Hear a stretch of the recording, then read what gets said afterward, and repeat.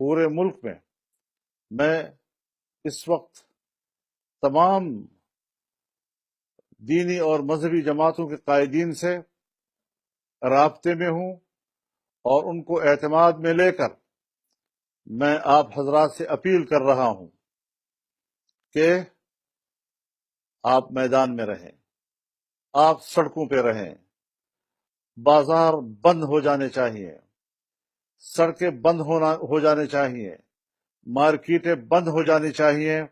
احتجاج کر کے پوری دنیا کے سامنے اپنا موقف لائیے اور واضح کیجیے کہ یہ فیصلہ عدالت کا غلامانہ ذہنیت کا فیصلہ ہے، اسے پاکستان کے عوام اور امت مسلمہ قبول و تسلیم کرنے کے لیے تیار نہیں ہے۔ احتجاج ہر سطح پر ہو، ہم گیر ہو اور بھرپور۔ مظاہرین